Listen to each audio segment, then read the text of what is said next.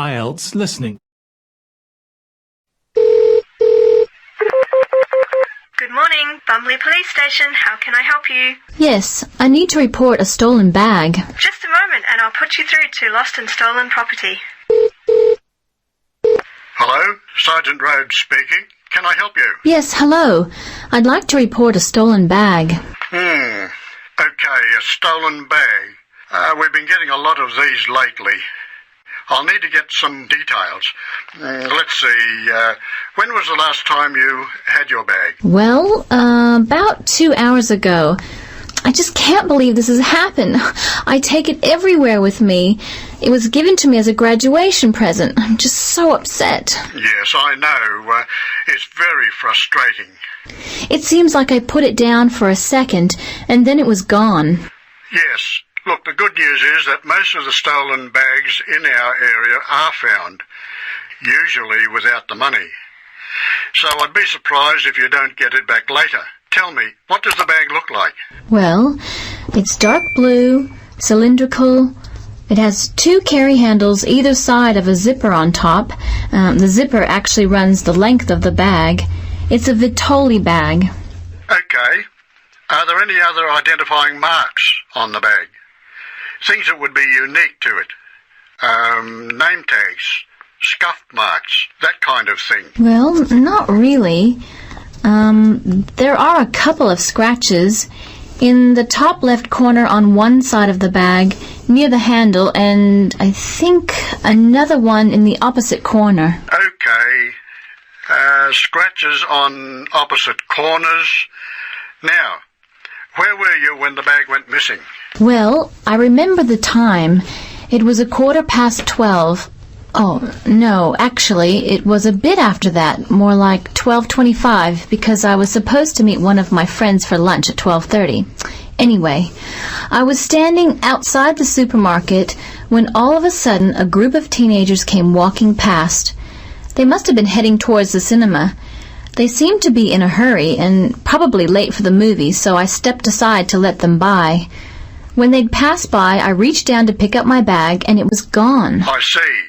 Now, can you remember the contents of the bag? Yes, let's see, my passport and some traveler's checks.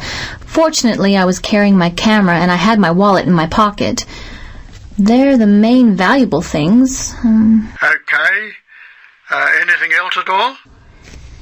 Let's see. No, I think that was it. Oh, a few pens, but that's all really. As I say, nothing of real value. Okay. I'm going to have to get your details. Are you here on holiday? Yes, as a matter of fact, I am. I'm visiting from Canada. I've been here for 3 weeks already, but I'll be here for another month. Now, have you contacted your credit card company? Yes, I did that immediately. They were very helpful. I still can't believe this could happen to me, and while I'm supposed to be enjoying myself on holiday. Yes, it's a real disappointment, whether you're on holiday or not. Yeah, thieves strike when you least expect it. Anyway, I need to take down your particulars. What's your name then? Yes, my name is Helen Reddy. That's Ready. My address is, well, the place where I'm staying here is The Palms, Unit 14, 75 Paradise Avenue. Okay, I may need your home address in Canada, but I'll get that more towards the time you're going to leave. What about the telephone? What number will I be able to reach you on? Yes, it's 455-91332. Okay, 455-91332. And how much do you think the bag and contents are worth? Well, it's not really a big cost.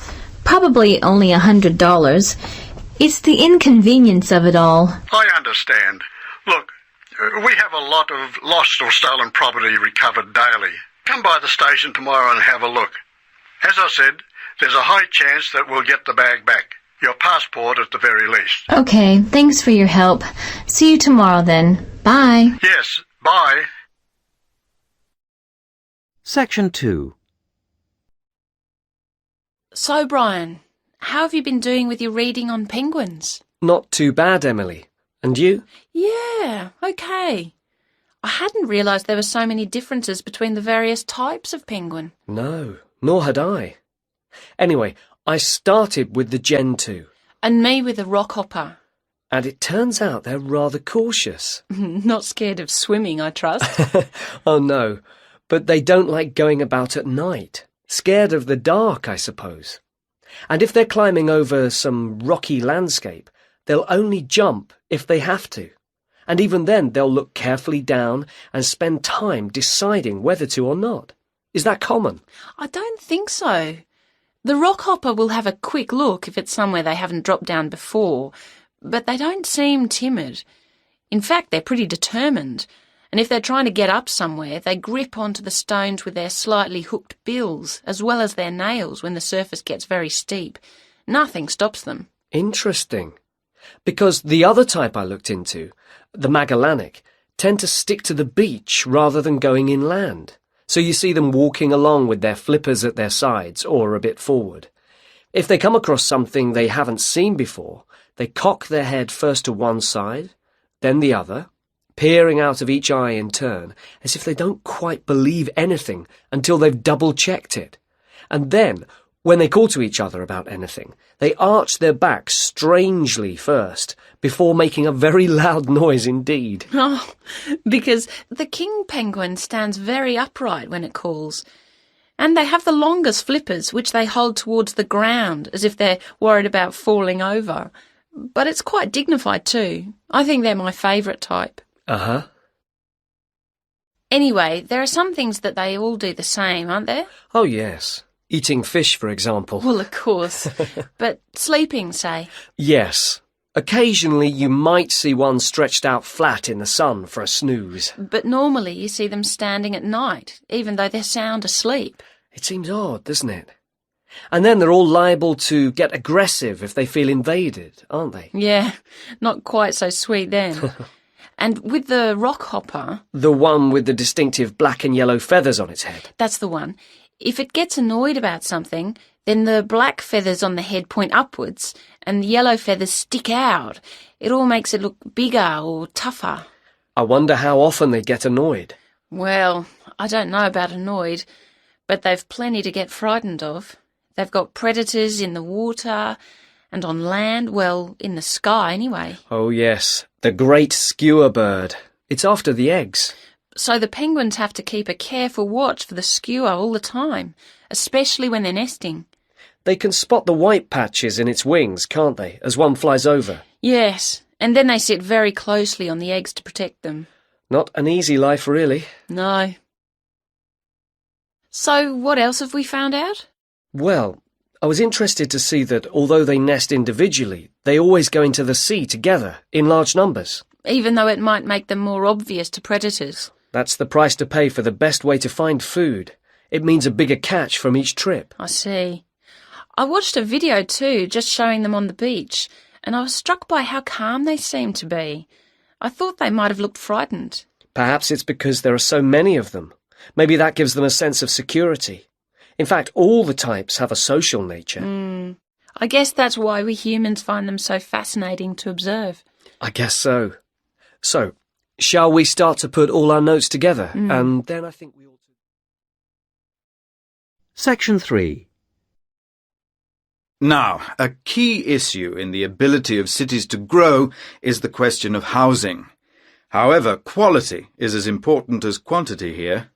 But that isn't to say that this is easy to guarantee, and the development, or at least the spread, of many modern cities is marked by the sprawl of slum or shantytown housing.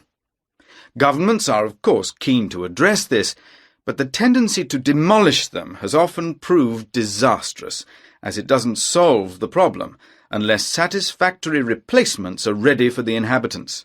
What I'm saying is that suitable housing projects have to be lined up to accommodate these otherwise displaced people.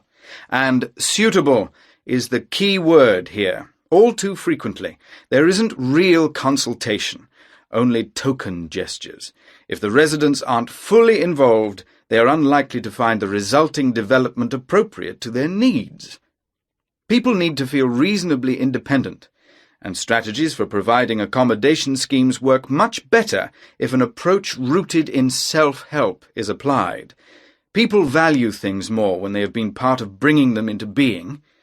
At the same time, residents can't do everything for themselves, or not well enough anyway, and so governments need to accept that a number of services will always have to be laid on. These would include electricity and water and so on. From the other side, residents need to feel able to commit. Migrants are essential to the growth of cities, bringing rapid increases in population, skills, and income. But they need to have a sense of security, of long-term commitment to the city, if they are to invest money in building or buying houses. Developing this sense of commitment isn't straightforward, and it takes time. It's complex and involves several factors. People need to feel they belong, and unfortunately too many governments fail to appreciate that community values are a crucial component of that. Sadly, there are too many housing schemes which don't work. People drift away, or the whole place becomes crime-ridden. It's easy to be wise after the event, but it is worrying that a lot of housing is put up without analysis having been carried out to examine how much employment is going to be available for people. But I don't want to labour the negatives too hard. Such difficulties as there are challenges, and challenges that can be, and often are, overcome. And cities are, I believe, a good thing. Urbanisation, the process of developing cities and the societies that comprise them, may not be everyone's dream, but it has a huge impact on the economy, and also benefits each and every person's freedom.